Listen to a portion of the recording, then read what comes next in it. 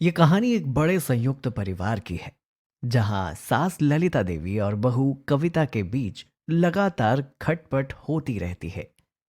ललिता देवी, जो घर की मुखिया है, हर काम पर अपनी पकड़ बनाए रखना चाहती है, जबकि कविता, जो घर की नई बहू है, हर काम को अपने तरीके से करना चाहती है। दोनों के बीच अक्सर टकराव होता है, जिससे घर का माहौल तनावपूर्ण हो जाता है। आइए देखते हैं कि कैसे ये झगड़े एक दिन एक बड़े सबक में बदल जाते हैं। सुबह का समय है।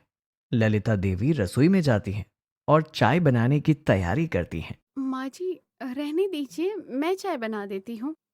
नहीं, मैं खुद ही बनाऊंगी। मुझे पता है तुम चाय में ज्यादा चीनी डालती हो। माँ जी, मैंने आपसे कितनी बार कहा है कि मैं ध्यान रखूंगी। आप हर बार खुद क्यों करती हैं? क्योंकि तुमसे सही नहीं बनती। जो काम मुझसे अच्छे से होता है वो मैं ही करूंगी। कविता के चेहरे पर नाराजगी साफ दिख रही है, लेकिन वो कुछ कहे बिना वहां से चली जाती है। माँ जी, आप रोज सब्जी बनाती है। आप मुझे बनाने दीजिए, मैं आपकी पसंद की गोभी बना दूंगी। रहने दो, तुमसे ठीक से नहीं बनेगा। पिछली बार भी गोभी कच्ची रह गई थी। माँ जी, आप मुझे कभी सही मौका नहीं देती। अगर आप मुझे काम करने दोगी ही नहीं तो मैं सीखूंगी कैसे? सीखने का मतलब ये नहीं कि रोज रोज खाना बिगाड़ा जाए। माँ जी, अगर आप मुझ पर भरोसा नहीं करती तो मैं अब से कुछ नहीं करूंगी। ललिता देवी को कविता की ये बात चुभ जाती है, लेकिन वो कुछ नहीं कहती। कविता का गुस्सा अभी भी ठंडा नहीं हुआ है और वो रसोई से बाहर निकल जाती है।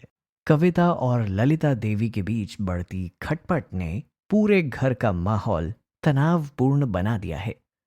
सभी सदस्य ये महसूस कर रहे हैं कि दोनों के बीच कुछ ठीक नहीं चल रहा है। भैया, माँ और भाभी के बीच ये रोज रोज की नोक झोंक अब सहन नहीं हो रही। हमें कुछ करना चाहिए। अगर यही चलता रहा तो हमारे परिवार का माहौल और बिगड़ जाएगा। हमें उन्हें किसी तरह समझाना होगा। मुझे भी समझ में नहीं आ रहा है कि क्या किया जाए। माँ अपनी जगह सही हैं और कविता भी। दोनों ही अपने अपने तरीके से सही सोच रही हैं, लेकिन एक दूसरे को समझने की कोशिश नहीं कर रही। रवि और सुमन मिलकर एक योजना बनाते हैं। वो तय करते हैं कि एक दिन का समय निकालकर दोनों को एक दूसरे की स्थिति समझाने का मौका देंगे।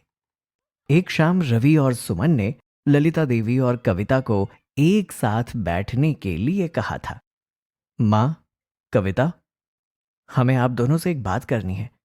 हाँ बोलो, क्या बात है? क्या हुआ रवि, सब ठीक तो है? हम जानते हैं कि आप दोनों के बीच कुछ मतभेद हैं, लेकिन क्या आपने कभी सोचा है कि इन मतभेदों का असर हमारे पूरे परिवार पर पड़ रहा है?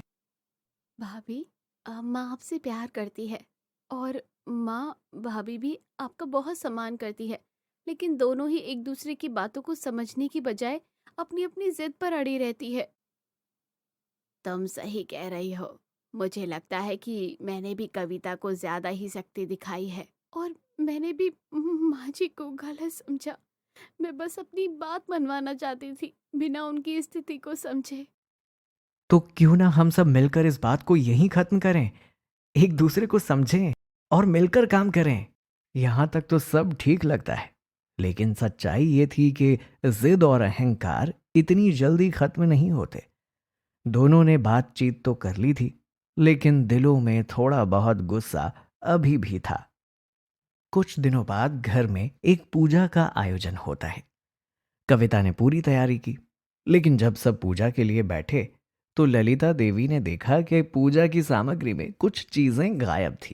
मैंने सब कुछ ठीक से किया है, शायद आपने ध्यान नहीं दिया होगा। ध्यान मैं रखती हूँ, लेकिन तुमसे सही से काम नहीं होता। हर बार कुछ ना कुछ गड़बड़ कर देती है।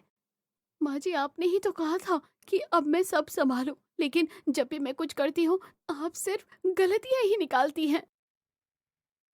दोनों के बीच फिर से बहस शुरू हो जाती है। इस बार मामला और भी बिगड़ जाता है और घर का माहौल एक बार फिर से तनावपूर्ण हो जाता है। हरि प्रसाद, जो अब तक इन झगड़ों से दूर रहते थे, आखिरकार स्थिति को नियंत्रित करने का निर्णय लेते हैं। ललिता, कविता, अब बहुत हो गया। तुम दोनों को समझना होगा कि इस तरह के झगड़े घर की शांति को खत्म कर रहे हैं। हाँ, मुझे समझ में आ रहा है, लेकिन पापा जी, मैं बस चाहती हूँ कि माँ जी मुझे भी कुछ करने का मौका दे। कविता, ललिता ने इस घर को बहुत सालों तक संभाला है। उनके लिए ये आसान नहीं है कि वो ये सब कुछ तुम्हारे हाथों में छोड़ दे। और ललिता, तुम्हें भी समझना चाहिए कि अब वक्त बदल गया है। नई पीढ़ी के अपने तरीके होते हैं, हमें उन्हें भी स्वीकार करना चाहिए। हरि प्रसाद की बातें सुनकर दोनों थोड़ी शांत होती हैं और एक दूसरे की तरफ देखती हैं। अगले दिन कविता ने खुद ललिता देवी से बात करने का फैसला किया। माँ जी, मैं आपसे माफ़ी मांगना चाहती हूँ। मैं आपकी भावनाओं को समझे बिना ही अपनी बात मनवाने की कोशिश कर रही थी।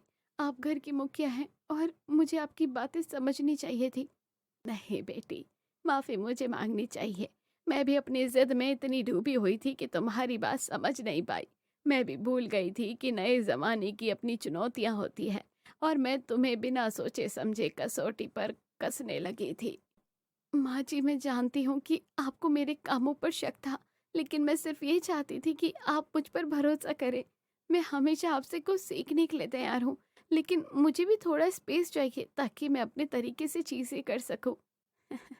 बिल्कुल कविता, हर व्यक्ति को अपना स्पेस चाहिए होता है और मैंने उसे नज़रअंदाज कर दिया। लेकिन अब से हम दोनों मिलकर काम करेंगे। तुम अपने तरीके से करोगी और मैं तुम्हारी मदद करूँगी। हमें एक दूसरे का सम्मान करते हुए साथ चलना होगा।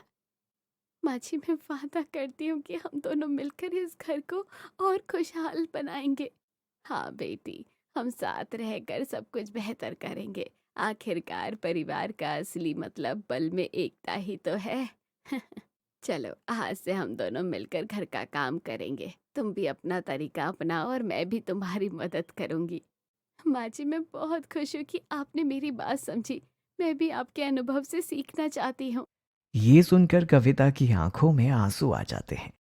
वो ललिता देवी के पैर छूने के लिए झुकती है, लेकिन ललिता देवी उसे गले से लगा लेती है। अब हमारा परिवार फिर से एकजुट हो गया है। माँ और कविता ने मिलकर हमें ये सिखाया है कि रिश्तों में समझ और सामंजस्य ही सबसे महत्वपूर्ण होता है। भाभी, माँ, आप दोनों ने हमें एक बड़ा सबक सिखाया। अब हम सब मिलकर इस घर को और भी खुशहाल बनाएंगे। इसके बाद घर का माहौल पूरी तरह से बदल जाता है।